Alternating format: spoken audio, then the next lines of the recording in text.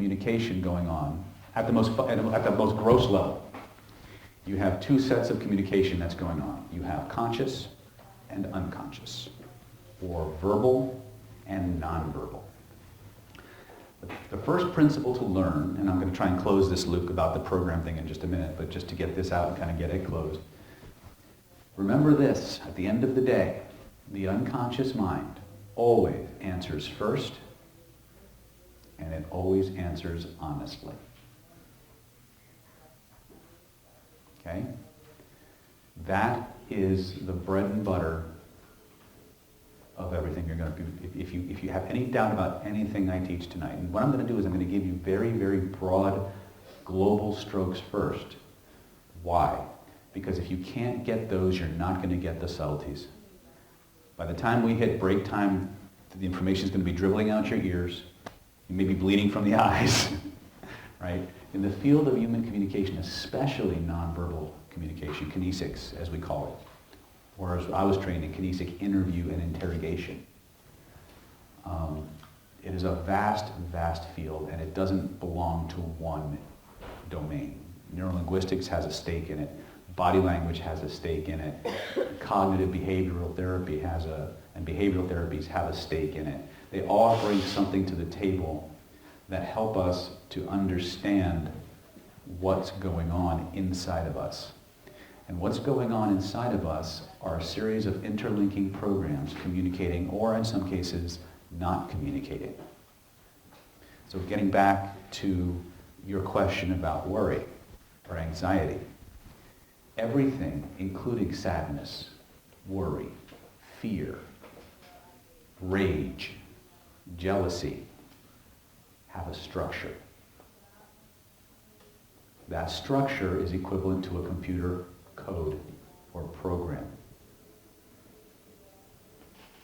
Anytime you find somebody who's anxious about something, the same commonalities tended to appear. A, the pictures are big, they're too close, and they're right around here. Okay?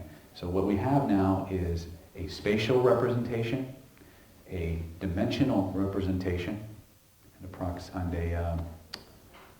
what's the word I'm looking for? Time, space. It's big and it's in front, it's too close. And one of the things we need to understand in terms of anxiety, and actually anxiety and stress, to be more specific, does factor a lot into what we'll be teaching tonight. Because what you're going to be looking for are not cues that signal lying. Because there isn't any. There is no one single body language cue, unless you got somebody hooked up to an MRI or a CT, that tells you when somebody is lying. The best you can do is your best guess, based on a certain set of protocols that you follow. Okay? So the first thing we understand, getting back to your question, the structure that the human nervous system runs on has basically 5 categories of code. Visual, auditory, kinesthetic, olfactory, and gustatory. Every single thing that you experience is built from those fundamental categories of data or attribute. Now, we look at this in terms of a linear sequence. Now, this is just one way of describing this. You could just as easily go G, A, O, K, V. Okay, it's just in NLP parlance, we tend to go with the big 3 first, right? But some people actually have smell and taste as a dominant modality. When you ask them how they do something, they actually reference the part of their brain that processes taste. And that's exactly what I want you to understand when we look at this VAKOG, is that these are literally cortexes of the brain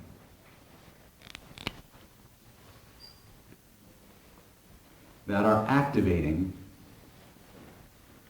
and the order and sequence that they're being activated. Think of how many people know what a spark plug is, right? How many? Okay, you guys all know that when all the cylinders in your car, whether it's a 2-cylinder or 1-cylinder, oh, 1-cylinder is kind of hard, but a 2-cylinder or 4-cylinder, 6-cylinder, 12-cylinder, doesn't matter. When all the cylinders fire at the right time, everything runs smooth, right? Well, when these fire, the sequence that these fire in create behavior. They create the things we actually do in terms of physical actions in the world. They also govern the way we make decisions.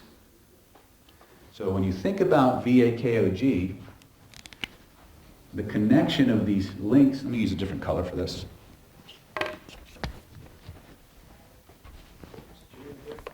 Sorry? What is G again? Gustatory. Okay? So think of it this way, links in a chain. Or if you were in the conversational hypnosis class, right? We talked about X causes Y, where X is a cause, Y is an effect. Now, there's a slight pattern connection here in that V leads to A, leads to K, leads to O, leads to G. That's the sequence. If that were say and NLP likes to call these strategies.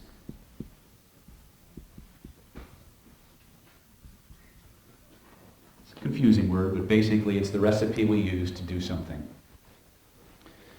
What Richard Bandler and John Grinder discovered many, many moons ago was that even though you and I might be doing the same task, we may have a very, very different strategy to do it. Some strategies work better than others, right? Some people, and one of the ones that I use most often, there's two that I use most often. One is called a convincer strategy, which is, these are not going to factor in too much tonight, but if you're going to do alchemical work, which is kind of where how this lie detection meetup started, is understanding alchemical work, making transformations and changes in us. Convincer strategies, and what's the other one? It'll come to me in a minute. Remind me that I didn't close this loop. Convincer strategies and something else. It'll come in. But think about it just this way: the order and sequence that we act, which parts of our brain we use in what order. Convincer strategy and decision strategy. See, I knew it would come back. Now, these two tend to work hand in glove. A decision strategy may be just using this as an example. Remember, this is an example. It may not apply to you, and it might. Okay? Some people who want to come to a seminar may see themselves at the seminar. They may read something about the seminar. They may talk to themselves in a certain way, maybe some internal dialogue, or maybe they'll talk to somebody who's been to the seminar before. And then they'll get a feeling about whether it's right for them or not, and then they'll act on it. So the words that I used, I saw something or I read something, I talked to somebody, right? I got a feeling about whether it was right for me, and then I did something. Okay? What you've got there is you have actually two kinesthetics. You have an internal kinesthetic, which is a feeling, and an external kinesthetic, which is an action. All decision strategies end in a kinesthetic. That is the one universal. Nobody takes an action until they felt something. None of you are here because of a voice in your head. None of you are here because of a picture you can't get rid of, or that's bugging you. Many times you're here because there's a feeling that's bugging the hell out of you that you either want more of or you want less of. Would that be true or not true? Right? You're here to learn about lie detection because somebody did something or said something or told you something that made you feel not good. Would that be true? Don't lie to me, damn it. All right. Or you may just be curious about how people actually work, and that's kind of where my evolution started. How many of you here is this your first time dealing with the nightmare of me? All right. A couple rules. First of all, this means yes. This means no. There will be a test, especially in this meetup. This means I know the answer. This means I don't. This means, oh shit, I hope he doesn't ask me that. I don't get a lot of I occasionally bring people up to do demonstrations or healings or transformational work. If I call you up, or if you volunteer to come up, it is assumed that you are giving me permission to plaster your lovely face all over YouTube and inspire millions of other people all over the world as they watch you change and transform. That's your payment for getting free change work. Right? In this case, I think you're going to find it's a lot. Again, we want to have fun tonight with this. Lie detection can get very heavy very, very quick. All right? So we got to keep it light. So stop taking yourself way so damn seriously. Okay? But there's another aspect I want to cover real quick on the VAKOG because it goes directly to your question about anxiety or any other feelings in your body or experiences that just keep driving you nuts. And that is what we call the attribute level. Let's take visual as a good example. I'm in a colorful mood today. I don't know why. What are some attributes of something that is visual? Color. Color. And the color of, the opposite of color would be what? What would be the opposite of color? Neutral. Or black and white maybe, right? No color, okay. How about motion? Is that, could something be moving? Shape. I'm sorry, what? Shape. Shape, yes, shape very much. Intensity. When you say intensity, define that for me. The amount of stimulus coming through. Okay, so it could be very intense, or it could be very faded, almost like contrast maybe, right? Contrast. Mass. Sorry, what? Mass. Size. Mass would be more weight, so that's more kinesthetic. But we're getting an idea, right? That we're starting to make, can we make some distinctions like yes, no, right? Could it be clear or fuzzy? Moving or still, black and white? So everybody, just for grins and giggles, think of something in your life that made you feel amazingly good. Now here's the secret to what I do. If you can point to it, you can control it. That's the secret. All the self-help buffs either don't know or don't want you to know. If you can point to it, you can change it. Okay? So the first thing I want you to do is think of something that makes you feel really good. Really good. And you're like, really good. You know what I'm saying, baby? You might have like that, you might have that 70s disco music playing in the background. Right? Don't take yourself so freaking seriously. You'll never get out alive. Right? But my point is, I don't need to know what it is. So make it as juicy as you want to make it. Because if you can't feel good for no friggin' reason, boy, we got a lot of work to do. And most of us go through life being way too friggin' serious and taking life way too serious. Okay? Seriously, we gotta stop. So the first thing is, a couple more administrative things before I finish this exercise. If politically incorrect language, colorful metaphors, or swear words offend you, get the fuck out. Okay? I'm an OBS kind of guy. This is the world according to David. If it works for you, if it gels with you, if it resonates with you, and you feel it's something you can use, yes, that's my job, to give you something powerful, something you can start using today. If it doesn't, chuck it. Right? Point to where you feel that good feeling. Good. Close your eyes and look at it with your inner eyes. I want you to notice there's a color connected to that feeling. What's the color first impression? You don't have to tell me, just know what it is. Now imagine, if you would, that there is a picture floating in the space around you that is connected to that feeling. Take your other hand, reach out and touch it. Now take your other hand, trace the edges of it so you know exactly how big it is. Now remember, this is the part where you have to get the body involved. This is one of the hallmarks of our change work. And all I want you to do now is grab the edges of it, make it bigger. Notice what happens to the feeling.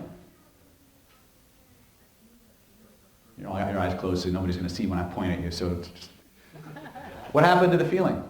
Oh, it got actually more stable. More stable. Now, here's what I want you to do. Look at the picture. Color or black and white? It became less enchanting. Less enchanting. Yeah. That wasn't my question. The question was it in color or black and white? Oh, it was color initially. And then, but you just turn it black and white when I said that? Yes. That's right. Don't do that. That wasn't what I, you have to pay attention. Okay? How many people here notice that their good feelings are in color? If they're not, make them color. Now I want you to notice, are the images fuzzy or distinct? If they're fuzzy, make them distinct. Notice what happens to the feelings. How many, now, another quick question, is the picture moving or is it still? If it's still, make it a movie. Notice what happens to the feelings. Congratulations, you've just discovered the code that your nervous system uses to define and replay your experience. It is not the words, it is not the story of what's going on. It is the structure. That is the code, that is the program that is running in your minds and in your nervous systems. Now, just for grins and giggles, make it as big as you can stand it. Reach it up over your head. Pull it down around you like a big blanket. Notice what happens to that feeling. Woohoo! What happened? I know what happened to you. She's like, what happened, sir? I felt fresh air and I just like breathing. It's just like, Very good. Like I moved into the mountain. Perfect. Now unwrap it, lift it up again. And just for grins and giggles, you can have it back in just a minute. Throw it all the way behind you, back over the horizon. Make sure none of it's touching your body, as far back as you can. Esther, what happened? It what? You just feel less. It went away? What happened? Yeah, It just went away, right? So reach out, suck it back. Make it as big as you can stand it, and put it where it'll do the most good. Congratulations, you just learned how to program your own computer. Okay?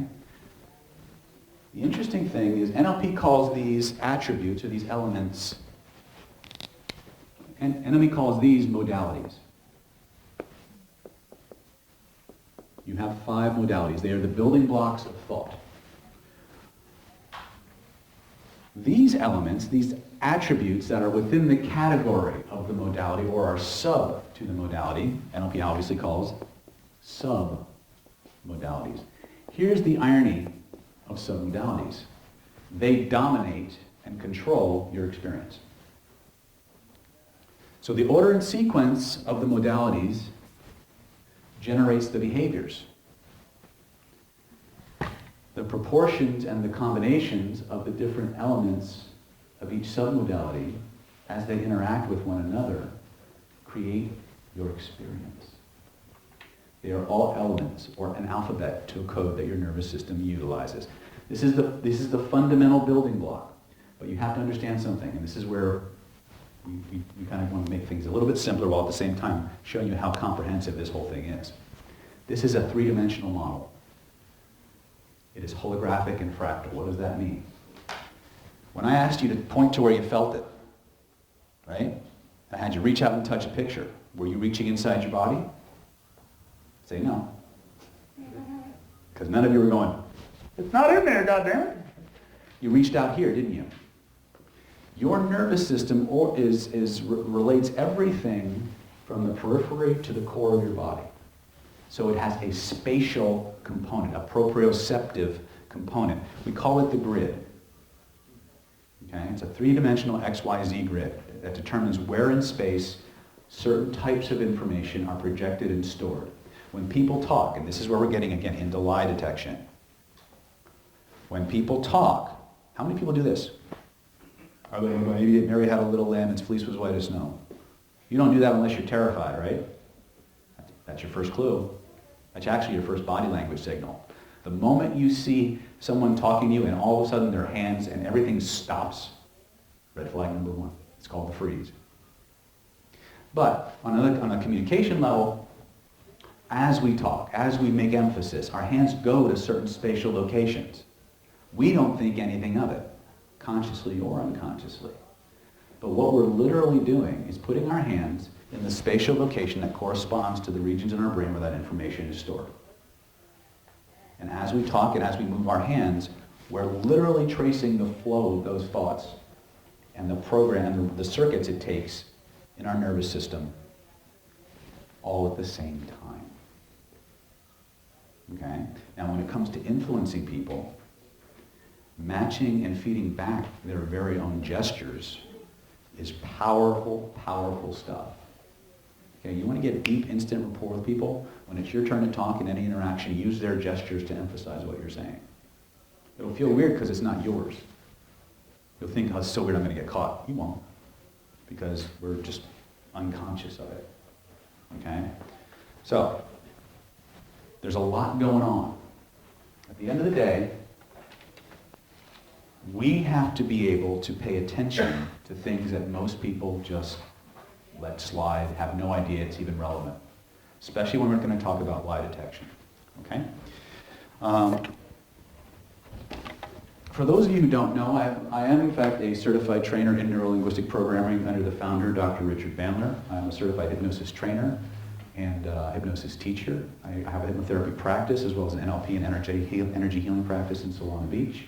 And what I do all day long is I find people who are lying to themselves in some way and trying to bullshit themselves into thinking otherwise. Okay? Nobody winds up in my chair because they're being completely honest with themselves. Okay? The field of lie detection is really the field of pattern recognition. It's the art of paying attention. Okay? And that's what you're going to have to do. We're going to start. It's going to seem at first like I'm not really teaching you a whole lot, when in reality, I'm teaching you the get out of jail free card. When you don't know what something may or may not mean, if you fall back to the very first few principles that I'm going to be talking about, you'll be able to figure out what it most likely means. Okay? The first thing I want to talk about again is we're going to talk about baseline and paying attention.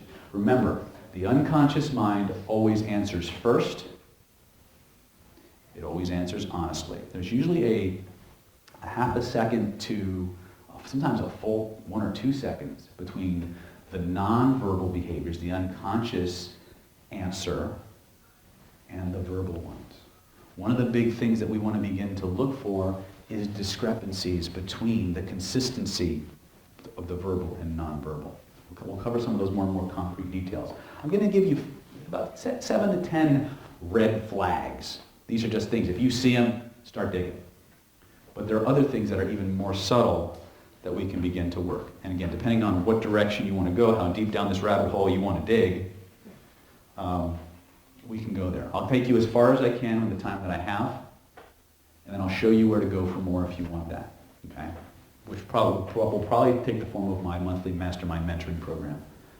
Because the 2-day body language training that I normally teach, we have it on the schedule this year, so you're out of luck. Tease. She's like, what? What? All right. So, remember I said, one of the things I said at the beginning of today's workshop is that what we're really doing is not really about lie detection, it's pattern recognition. And when we start talking about pattern recognition, which is the one thing where all the things that I do, acupuncture and oriental medicine is 5,000 years of pattern recognition on steroids. NLP, all about pattern recognition on steroids. Lie detection and kinesics, all about pattern recognition. Okay? When I was very young, I was one of those unfortunate souls born with an extremely sensitive nervous system, bad hygiene, and poor social skills. Therefore, I was often, many times, the brunt of very nice, unfavorable, bully-style attention. I got lied to and misused a lot because I was desperate to be accepted, desperate to be liked, and I spent a lot of time being other people's scapegoats. So I became somewhat post-traumatic-ish. I developed a mild case of what we commonly refer to as hyperacuity syndrome, mostly as a way of protecting myself. Little did I know 20, 30 years later that traumatic childhood would actually bear tremendous fruit in my ability to spot very subtle body language cues. I'm going to ask you to begin to look for the big stuff first and understand that sometimes, and this is going out for the people on YouTube who maybe have gone through similar things and are going through similar things. Because I have students now as young as 15 years old in Finland and Norway and stuff like that. And one of the things that I really want to want to emphasize is that many times our most powerful, most beautiful gifts came from a place where we thought we were just cursed by God. Okay? One of the reasons that I can stand up here in front of you is because of those childhood experiences. Okay? I had to do a lot of growth, I had to do a lot of soul searching, but the tools and the techniques and the tactics that came from that, I'm going to share with you tonight because you can start using these right away. Right away. But you don't have to come from a harsh background to benefit from them. So the first thing we need to do is we need to pay attention. And NLP would say, pay attention to what specifically? Well, that's a good question. So the first thing we're going to look at, whenever we walk up to any human being, orientation and posture. Okay? So let's talk about this. The entire spectrum or continuum of human rapport.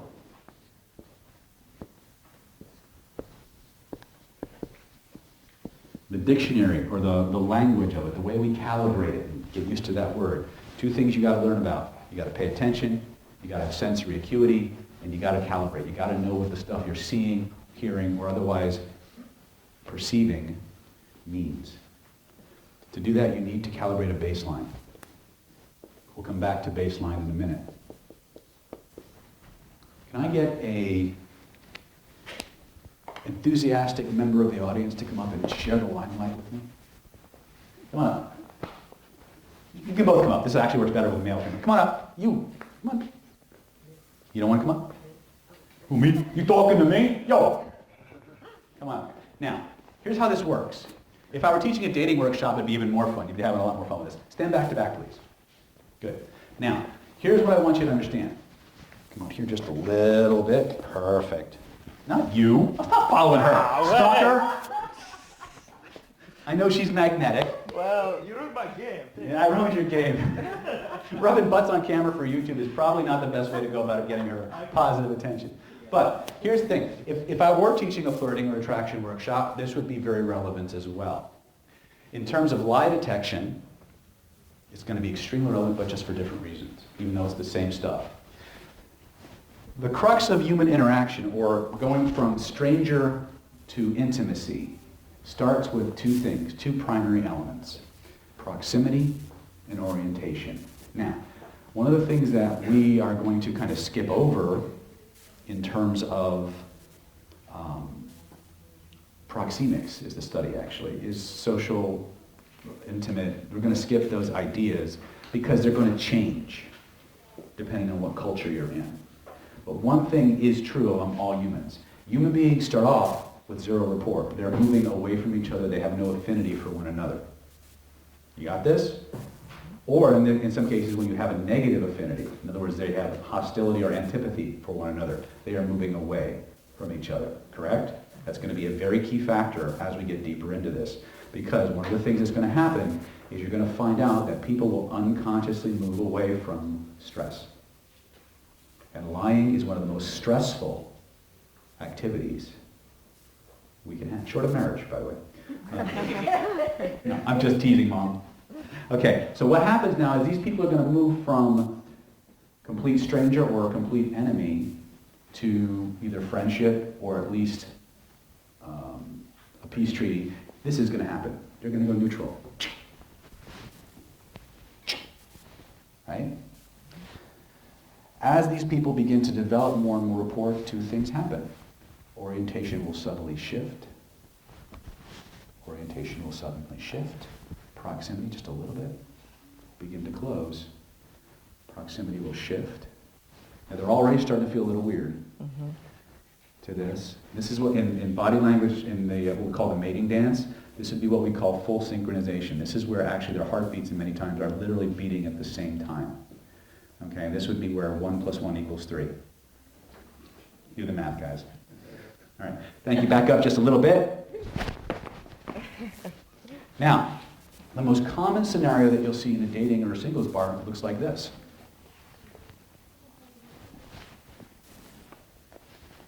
What can you tell from this position?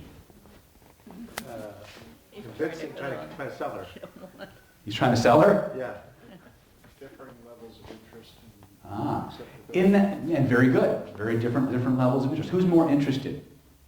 The guys, always. Ah. So then, if we reverse the dynamic, look what happened to her. This, by the way, happens a lot. One of the secrets to this body language stuff I'm teaching you is it's a feedback loop. If one person assumes and holds a specific physiology congruently, the other person will start to take on the complementary physiology, just like you saw. This is where we go beyond just understanding what a body language gesture means, but actually using it to influence. That's a different training, okay? But you saw how she just naturally kind of fell in place and felt right to do that, right?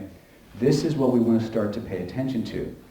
How much are they, how synergistic or how congruent, symmetrical are they when they align, right?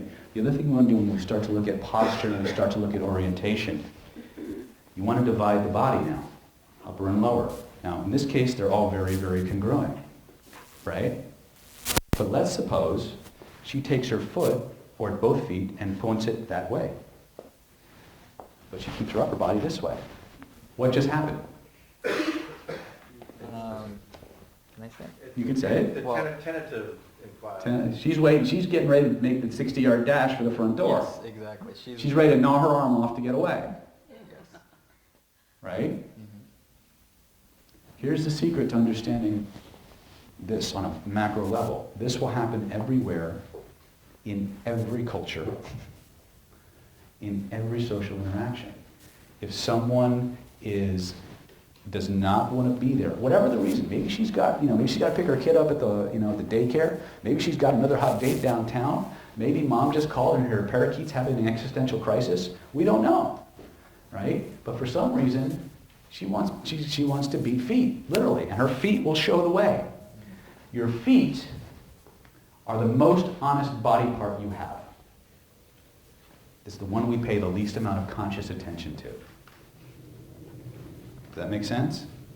So, let's say, for instance, that our two young, whatever we want to call them, potential good friends, are having an argument, or actually they're having a discussion.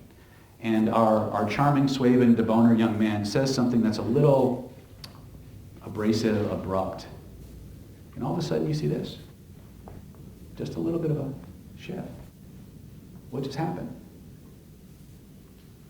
What just happened? She pulled back. She pulled back, right? She won't even know she did it. Most of the time. She won't realize it. It's a stress response. But to the person who knows how to pay attention, it sent him a world of information. Say, slow down, Seabiscuit, back up. What did you just say? Right? And within a couple of seconds, she'll realize she got upset about something. Remember, our conscious mind is always playing catch up with the rest of us. So the first thing we want to look at whenever we're judging do people want to be there or do they not want to be there? Posture and body orientation, starting from the feet, right? Because we can sit there and hold your gaze, and I will practice, we have lots of practice, keeping a straight face, keeping eye contact. We have the most control over the face.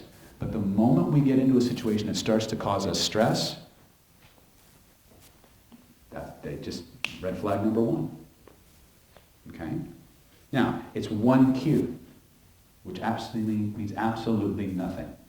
Which brings us to lie detection 101, the nuts and bolts of it. But this, I want you to understand this paradigm of symmetry versus asymmetry, of proximity versus orientation, because it will be everywhere. And you can look at any two or more people interacting. You can know who the rapport leader is. You can know who's leading the dance, who wants to get away, right? Who's really close, okay? People who are intimate don't lead with their upper body. They lead with their lower body. Okay? Go and look at people who have purely... How do friends hug? How do lovers hug? Right? Right? Give these guys a big round of applause. Okay? Just from posture and body orientation, right? If people have a very upright posture, they're taking up a lot of space, they're probably not lying. Or at least they're a lot more relaxed when they lie. And that's really what we're talking about. We're talking about stress. Stress can be positive or it can be negative. Whether we're talking about attraction cues, which is the inverse in many cases of lie detection, you will see sometimes very similar body language cues. So you have to pay attention to the context. People who are feeling a lot of attraction, who really want to impress somebody, who feel that they may be being viewed less than positively, will start to exhibit similar stress responses. So you got to be sure of what you're looking at. Okay? So the first thing we have to do is understand two principles. One is called baseline. The other is called clustering. Baseline means, remember I said you need three things. You need to pay attention, you need sensory acuity, and you need to calibrate. What does calibrate mean? You technical types. Relative strength. Relative strength? Okay. We're measuring what? Change, right? Well, in order to measure change, we have to have something to measure against, don't we? So anytime you're going to begin the process of detecting or checking to see if somebody could potentially be lying, not telling the whole truth, we'll cover the different classes of lies in just a minute. The first thing you have to know is what is their baseline. In terms of VAKOG, we'll just leave this off for now. What do their pupils look like? Are they big or are they small? I call that the pupil dance. Okay? We'll talk about pupils a lot later on. Auditory. How fast are they talking? How slow are they talking? How many non-words are they using? Non-fluencies, right? Ums, ers, ahs. How do they change? Right? Their body language. What's their posture and orientation? What kind of extraneous body movements will cover these? Are they exhibiting or not exhibiting now that they weren't a moment ago? Right? You got to know this first. You got to know what their normal mode of operating is before you can begin to calculate deviance or change. If you don't, you're just guessing. Right? Yes? How do you know the normal? How can you tell what the normal is? First thing you want to do is get rapport. And if you know this person already, review their normal mannerisms, their normal behaviors, and then use that to measure against as you begin to introduce more stress into the system. Okay? Now many times when they're going through one of the different types of lies, it will be around a specific topic. Okay? And so what we want to do is we want to know what this person, we want to do everything we can first to bring this person to a comfortable state so we can get a clear baseline. But if all you do is take their baseline the moment you walk up and before you approach, that's good enough. Because if you're doing the interview stuff that I'm going to be talking about, or even worse, the interrogatory stuff, the stress levels you're going to start bumping up the stress levels, and you're going to get what we call deception leakage. They're going to start doing things differently. And most specifically around certain types of topics. Okay? Remember, nothing that they're going to exhibit by itself indicates lying. It's only when the behaviors repeat on a consistent basis in that context or a relative context that they start to become potentially relevant. The next part we got to look for is this thing we call clustering. Clustering is any two or more behavioral cues that deviate from the baseline within a certain time period, usually 1 to 5 seconds, either before or after you ask the question or they make the statement. I'm going to make it a little broad, 1 to 5 seconds. It's probably closer to 1 to 3 seconds, right? But this is just a little according to David. These two, if you don't have these, you got nothing. You got guesswork, okay? So already there's a lot of information to track, isn't there? This is why the best trained lawyers in the country, in the world, have about a 60% hit rate.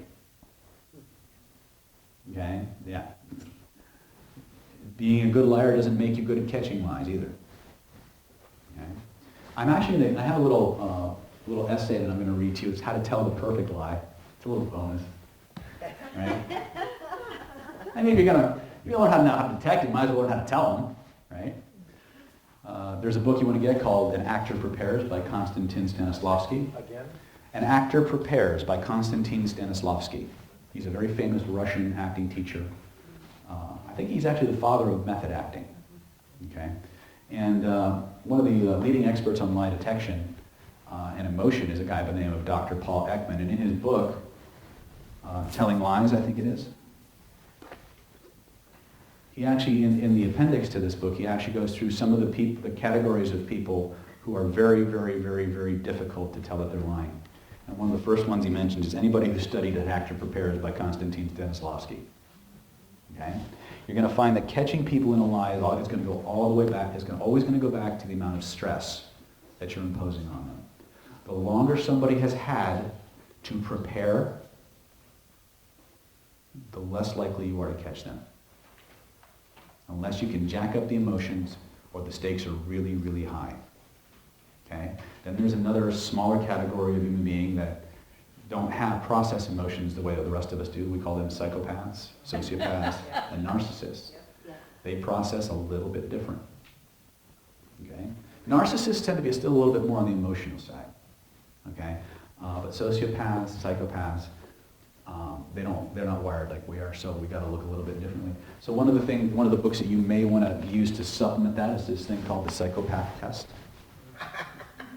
I told you I was going to give you good shit. Right? There's also another book called The Psychopath Next Door. And for those of you who want to have a little less ease sleeping at night, when the CDC says we have an epidemic, what percentage do they go by to determine if we have an epidemic or not? CDC The is? CDC, Oh. Center for Disease Control. 5%? I think it's a little less than that actually. 2%?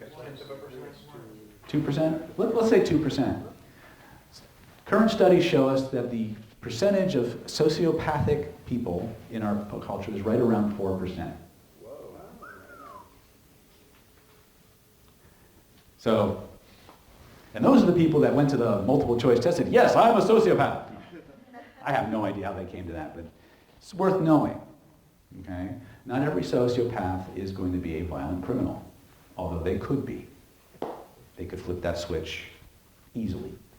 Okay? Definition of a switch. Sociopath is somebody who basically has no ethical or moral consideration, and in many cases doesn't even have the organic circuitry for it. Okay, they mimic emotions, but they don't have them as we understand them. In fact, they often look at us like we're from another planet, because what they see, we see them as being somehow defective, while they look at us the same way, because we're slaves to our emotions, and we are human beings. As much as we like to think we're logical, rational creatures, we aren't. Okay, we're animals who learn to think. And we make our decisions based on feelings and then justify them with the facts that fit through our perceptual filters. So would Dr. Spock be a well-adjusted, Spock, the logic guy in Star Wars, would he be Star Trek? Yeah. Would he be considered? Well, again, I'm talking about personality quality. you know what? I don't know. I think Roddenberry went to great lengths to demonstrate the deficits or the drawbacks to being a purely logical creature. Sociopaths aren't logical either. Oh, okay. They are completely impulse-driven. They also don't believe in consequences for Nope. their actions. They're in the moment. They don't, they'll tell one lie to get something, and then if they get caught, they'll tell a bigger lie to get out of it. Okay? So again, the whole idea is just watch out for these people. The only way to really prepare yourself is to know what the signs are. Ignorance is not bliss in this case. Right? That doesn't mean go around being paranoid. It does mean go around being careful. Right? But if you meet people and you happen to find a trail of broken, twisted people in their life that they had nothing to do with, what's the common denominator in all those people? Right? Which is kind of interesting because as a hypnotist, I hear that all. I don't get sociopaths, but as a hypnotist, I get the litany all the time. People come in and they tell me 20 years of sob and woe, and it's the same pattern repeating over and over again. This person did that, and then that person did this to me, and this. Well, what's the common denominator in all of those? You. Right? Interestingly, and as an aside to this, and again, I'm not condoning this or saying it's cool, but there is a percentage of, everybody here knows about the crime rape, right? You know how that works. One of the things that is interesting is that a certain percentage of women who are in fact raped are raped more than once by different people. And the psychologists and the researchers have isolated, or they believe, they have a theory that there is a certain behavior that these women have in their unconscious templates, their imprints, that signals to that other type of mindset, a potential victim. And so one of the things that I'm starting to do with a lot of my patients and a lot of my clients is we start going through and we start trying to create better sorting mechanisms, early warning systems so that they can systematically detect what used to be their type in the past and filter out people or circumstances that could lead to those kinds of things. That's just something we do in the clinic. But it is there. It's in the literature. It's in the studies. So again, a lot of the things that we pull into our life or don't pull into our life were programmed into us at a time in our life where we had no critical factor. We had no filters whatsoever. And so a lot of our stress responses will actually mimic those of our parents, believe it or not, because we identify with them at a very early age. In fact, pretty much from the age of 0 to 5, there is no me. We have no identity filter until right around 5-ish. Until then, mommy and daddy are us. That's where we started. And until we develop that sense of self, that's how we go through life. Okay? And they can be changed. You're not broken. You just got some stuff on you just need your hard drive defragged a little bit. All right, so first thing, baseline, clustering. What are some things that we can begin to look for? Again, when we're interacting with people, we're going to look at posture and orientation. And I want to look as an interaction, all things being equal, as we move towards greater and greater intimacy, greater and greater trust, we should start to see this subtle reorientation as people move to intimacy and trust. If at some point we ask a question or say something and we see this, it doesn't look like a big deal. And it isn't yet. Why? Because it's only one thing. But let's say I do something like this. Okay? This brings us to, again, another reptilian response. What do lizards have to do with this? Everything. Okay? You have 3 brains. You know this, right? Okay? This means yes, this means no. By the way, in the back of the room is my lovely daughter, Tracy. Hey, Tracy. She's the one that harasses you all endlessly when you try to make your free consults and stuff. We have a ton of coffee and chocolate back there. Eat as much as humanly possible. I have split tested this so specifically. I know exactly what kind of chocolate you'll go for first, second, and third. First you'll eat all the dark chocolate. There's none back there. Bastard. Then you'll eat all the white chocolate. It's gone. And you'll leave all the milk chocolate for me. You got lots of it. And I'm going to start buying Rolos. Stop buying milk chocolate. If I could, I would actually. If I could get all dark chocolate and all white chocolate, I would, but they don't sell them that way. Okay? So, you have 3 brains.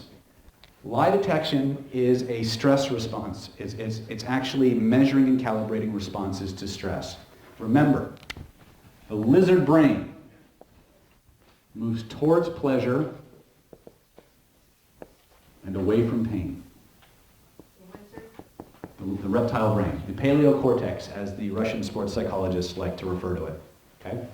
There is a small elite culture of lawyers, personal injury attorneys, who follow a persuasion system known as reptile. It is all about how to structure and present to the reptile brain. So that, and they're winning billions and billions of dollars worth of judgments by presenting to the reptile brain. And it's based on this idea. The lizard runs towards pleasure and away from pain. Stress, the kind we're dealing with, is pain.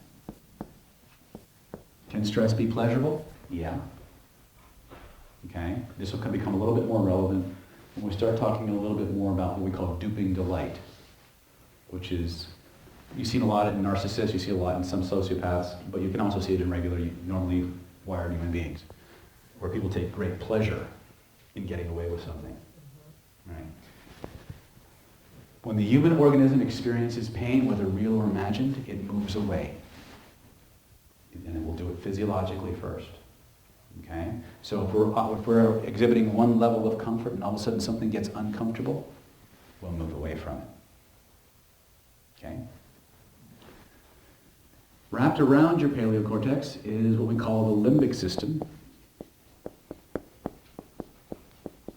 or your emotional brain. This is the part of you that works in base feelings. Your reptile brain works in primal drives. Do I eat it? Do I fornicate with it? Do I fight it? Right? Or do I feed on it? Right? Primal drives are in fact feelings, but not all feelings are, all drives are feelings, and all emotions are feelings, but not all emotions are drives. The way it works is your paleocortex has an urge. It has a drive it needs to satisfy, the need for safety, the need to move the genes forward, the need to achieve status within an organization. Then what it does is it generates an emotion. It wraps that drive around an emotion around that drive. It's that emotion that starts to stimulate the next layer of your brain, known as your neocortex, the new layer. Literally means the new layer. It is the rational lying brain. Okay? Its job is to generate a reasonable story to justify the behaviors you generate to satisfy your emotional and primal drives, both to yourself and to society. Because at the reptilian level, social status equals survival. Can I get that what you just said? At the reptilian level, social status equals survival. Oh yeah. This is why we lie to be popular. Okay? Remember, the reptile does not care about morality. The reptile does not care about ethics. The reptile does not care about the laws of society. The reptile wants what the reptile wants. The reptile wants to have its food, and it wants your food. And it has no problem taking your food. All those social considerations and all those other things, they come later. They come later in the process. Okay? But on a more functional level, anytime we generate a rationale, we generate that rationale or that story to justify those behaviors for two reasons. A, we have to be congruent to our sense of self, our self-image that we've created. Okay? When we identify with something, it becomes as much a part of us as our arm or our leg. So if we have a certain set of morals or values that we've identified with as being our self-concept, who we are, we will fight just as hard to protect and be true to those as we will to protect our arm or our leg. This is why in the fields of persuasion and influence, we talk about talking to a person's criteria and values, and that people cannot physically go against their criteria and values without experiencing intense physical and emotional pain. It's very, very difficult. So anytime we have to protect ourselves or to gain something, we have to generate a strong enough emotion that can either override that need to be congruent with that sense of self or what society has taught us, or to justify it to ourselves, that it was okay to do that. Okay? Now, when the system tends to break down is when we start doing things that are way out of kilter. Okay? We have to really, really generate emotion. But the more stress you have in the system, the faster the energy that allows you to process and make those critical, logical decisions goes away. Your willpower is a finite resource. Okay? It's based on two things. The amount of sleep that you've had, which I'm operating on very little today. I have a 1-year-old that just discovered it's fun to get up 4 times a night and wander around the house. Okay? And the amount of blood sugar in your system. Okay? When we're fully rested and we have a full tank of blood sugar, we have, for all intents and purposes, the functional units that drive our willpower. The faster we burn it up, which we do every time we have to exert emotional, or willpower is burned up whenever we have to exert control over an emotion or a drive. Every time we get an urge or have a sudden emotional flare-up and we don't want to explode all over the people around us, we call up our willpower and how much is in our tank to control it. It's that battle between the willpower and the drives that give us deception leakage. Yes? So why, when you're under stress, you lose weight? Mm-hmm. Or you gain it. You see, what happens is when the tank is empty, the body goes on autopilot. You default to hedonistic, pre-programmed emotional responses. That's why you can be on day 27 of your diet. You have a shit day at the office. Had a argument with your wife or your husband that morning. Got stuck in traffic on the way home. You come home, go to use the restroom, fall in the toilet because your husband left the seat up. And next thing you know, you're down in the kitchen eating the leftover pizza from 3 nights ago and half a 6-pack. Okay? Because when the stress level hits and we don't have enough reserve in the tank, the system goes on autopilot. This is important. Because when somebody lies to you, they're going to experience stress. The question becomes, are you going to have the wherewithal to become aware of the red flags when they happen? And do you have the intestinal fortitude to pursue it? This brings us to the question of not, can we detect lies? It comes to the question of whether we should. Here's the thing you understand about lying. Most people know when they're being lied to. They just pretend they don't. They want to believe the lie because the pain of knowing the truth is too much. So if you're going to start chasing down lies, how far are you willing to go? You got to know that. It's easy to sit there and say, oh, I'll go all the way. I don't think so. I don't think so. Okay? You will lose friends. You will lose relationships. And it will not be pleasant. All right? Now, I'm not saying don't catch people lying. I'm saying know how far you're willing to take it. Know how much information you need to acquire before you're ready to make a decision one way or the other. Because you will never know, short of catching somebody in the act, or a video camera or something like that, you will never know 100% that they're lying. So you have to decide, what's the percentage that I'm willing to run with? And am I okay with my decision? Now, most courses on lie detection, they won't cover that, because most people who are teaching lie detection are cops. Yeah, they're ex-cops. And the question becomes, when you're a cop, it's very, very simple. I'm going to do everything I can to make you confess within my rules. Okay? See, a cop will, or an interrogator will do everything to befriend you and make you feel comfortable and make you feel like he's on your side, just so you'll say, yeah, I did it. And you had it coming. Because at the end of the day, the cop doesn't care why you did it. All they care about is, it's black or white. Did you do it or didn't you? Off to the pokey you go. We don't always have that option. Things are not as cut and dried for us. So, as you begin to explore this idea of detecting falsehoods, and we're going to cover the red flags, and then I'm going to take a few questions maybe during the break or something like that, to kind of determine the direction that you want to go. Because again, it can be everything from catching a cheating spouse to finding someone who stole your earrings, or someone, interviewing a caregiver, talking to your kids about drugs. I mean, there's all kinds of questioning protocols, and there's interrogation protocols that we can use. But at the end of the day, what we're looking for is a baseline. We're looking for changes in that baseline of 2 or more characteristics. I'm going to give you a bunch of them. There's thousands of them. None of them by themselves mean anything. Okay? If I have time, maybe we'll play with eye accessing cues, which have absolutely nothing to do with lie detection, but they're cool to work with and are a good way to introduce you to, yes? Do you also cover just communication over the phone, detecting the light? Yes, when you start listening to communication over the phone, now you're going to go back to the auditory component I outlined here. How fast does their speech go? How does it change when you bring up the topic in question? Do the amount of non-words or non-fluencies change?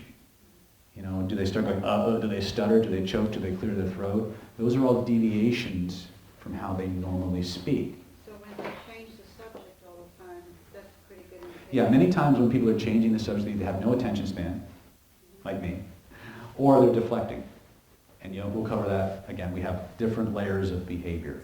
And then you'll get to the point where you get people who are they know they're in a war to find, either you're going to believe them or not, and they'll go through the basic denial, bargaining, depression, anger. These are all very, very traditional ways of either admitting things without admitting things, or trying to lessen the sentence because they know they're going to get nailed eventually or something. These are, again, how far down that rabbit hole you want to go.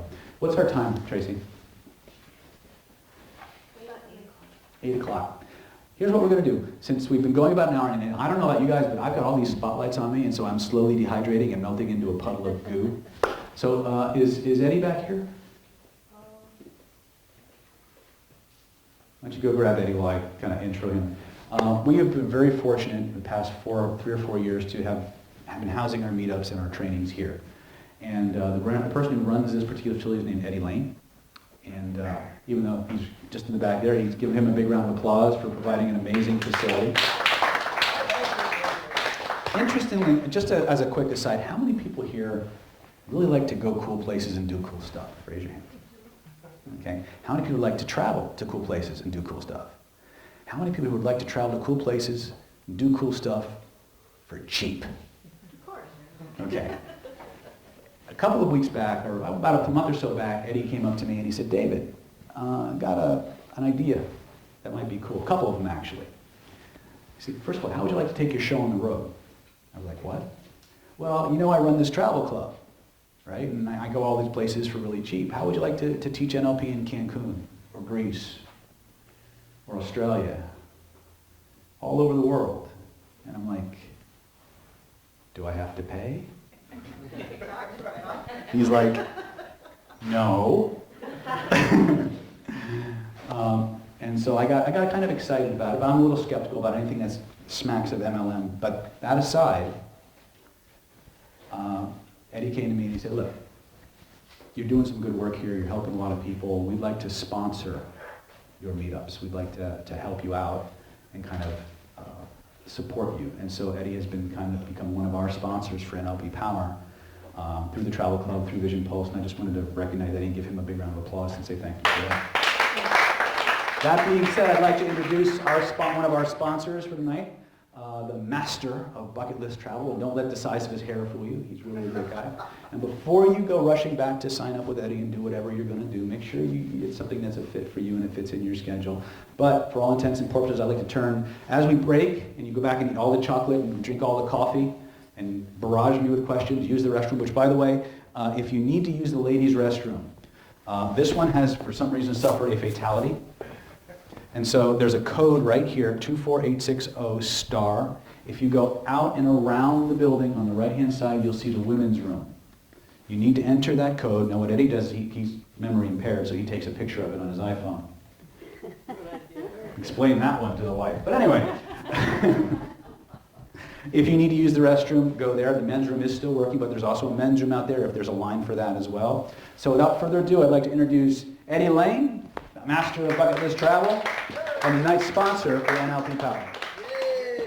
Yay! I know all night long you've been wanting to get laid. I'm always wondering. I have a meetup for that. Do you want yes, he this, or Do I want- can you hear? Nah, you guys can hear me. All right. I'm Do loud. you want to turn it off before you go to the toilet? Yeah, I do. Yeah. I've done that before. It's weird. I saw that. That was a lesson. Yeah, exactly. Yeah, that was perfect. Well, first of all, I do want to welcome you to Vision Falls. We've been here for 10 years in this complex. Oh, We're having a lot of I'll do that as soon as they come fun. back. Cool people like David. So if you need a place for events, parties, showcases, fashion shows, movies, wild animal acts, all sorts of stuff, we do that. Right? You've been a wild animal. Anyhow, David already lined it all up. We also have a segment in our program. It's our Bucket List Travel Club. And you already answered the right question. You like to vacation, right? Yeah. You like to have fun, right? Yeah. Okay, well, so do I. So I kind of made that happen in my life after I unfortunately watched someone die in my life. And it kind of shook and rattled my cage that it's never too late to go out and have fun. So I manifested into my life a pretty awesome, cool club that we travel the world. Everybody with great attitudes, have a lot of fun. And I just got back from South Padre Island last week. I was in Bermuda in December. I was on 12 vacations last year. Still managing to run this business. You don't tell me you don't have any time to go vacation. I have the answer. So if you're interested in finding out some more about some very cool places, for example, like Bermuda, $69 cruise by Carnival Cruise Line. Where's the Yes, we've been out. It's upstairs. All right. Went on 2. Awesome. You can eat more on that cruise than it costs you for the whole cruise in the first sitting. So who likes to eat? Who likes to have fun? Who likes to save money? Who wants to take friends with them? Who likes to air out their armpits for no reason? Who wants to do that? So that's what we do. Got some information back there. David and I are working on some plans where we're putting together some packages where you can go on an NLP program around the world. So if you want to buy him something like that, go on one of those great trips, that would be awesome. Also working on some concerts afloat on the boat. We've got a blues cruise coming up, and we've got some other things we call. Anybody in the film industry here? Anybody want to be in movies? You Sure. are in pictures. Okay. Well, I also dabble in the film industry, and we're taking the show on the road with that too. And we're doing some things called filmications. So it's a vacation where we shoot a film. So we need extras, we need people to act, we need people to like pretend they're drinking. No pretending. All included. So that's all the fun stuff. I'm pretty much done with my little speechola. If anybody's interested, I'll be back there answering some questions, and I can give you some cards. And Yeah, Eddie used to send me all these weird photographs from all over the world. He weirded me out when he sent me the one from Transylvania dressed as Dracula. It was kind of a bizarre thing. he got dressed. That was The one thing, before I give you guys your break, and I neglected to mention this in my zeal to let Eddie have the stage, because I just wanted to get away. No. Everybody who came out tonight and sat through my spiel and Eddie's, I have a free gift for everyone. Normally to walk into my door, get out of here. Normally to walk into my door is $175 an hour. Okay. Now the work that I do in Solana Beach clinically, I deal with everything from OCDs to post-traumatic stress to acute and chronic illness. I do tumors, multiple sclerosis, Parkinson's disease.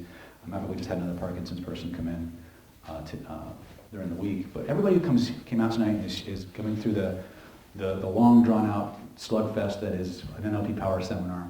I would like to give you all a free gift. I'd like to invite each and every one of you to come visit me for a free 30-minute consultation where we can actually see if what I do is a fit for the things you want in life. What we do isn't a fit for everybody.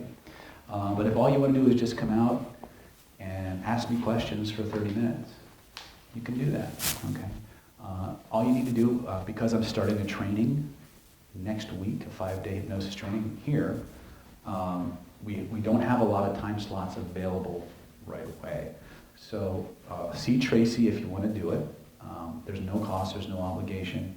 And if I can help you, I'll tell you. If I can't, I'll tell you where to go. No. What I meant by that was if I can help you, I'll tell you. And if what you do or what you need is not a fit for what I do, I will do everything in my power to find a resource for you, even if it's just a book that will help you move forward, okay? But I wanted to offer that gift as well as encourage you to eat whatever chocolate's left, please. Just eat it all, because I also do weight loss. To 15-minute break, come back, we'll get into some hardcore body language stuff. Sorry, sir?